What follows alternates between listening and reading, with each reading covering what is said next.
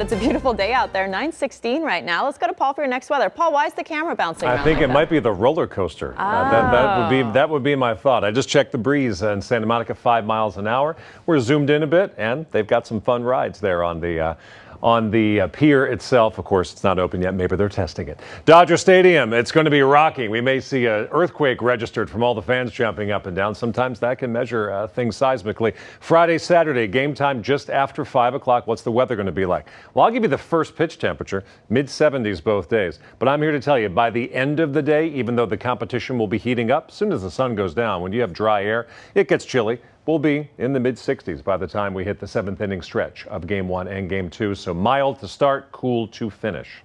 Here's the view from Blue Ridge Mountain looking north toward the Antelope Valley. Crystal clear. Visibility today is excellent. Here's the view from Mount Wilson. You can see all the way down to the Hollywood Hills, beyond downtown Los Angeles, which is right there, and out to the ocean. And this is a rare treat. We can zoom in our downtown Los Angeles camera.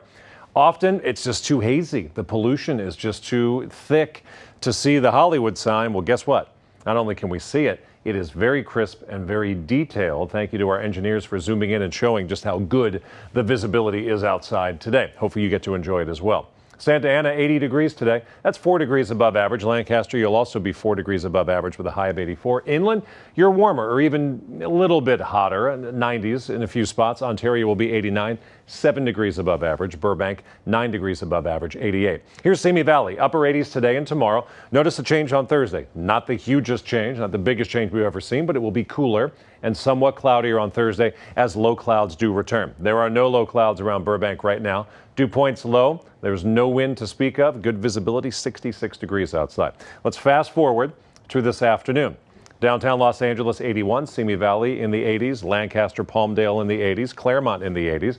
We will have a few more low 90s today compared to yesterday, including Hemet, San Bernardino up to 91. And Santa Clarita, your high today will be 90. Just a little bit hotter inland as these two ridges of high pressure, one over West Texas and one sitting due west of Cabo. It's a little bit closer, just a little bit stronger. It's a subtle change, but it's worth 2 or 3 degrees. And the storm track, although very active, you can see the clouds moving west to east over the state of Oregon. The storm itself is over North Dakota with a new one up in the Gulf of Alaska, so less of an influence from it.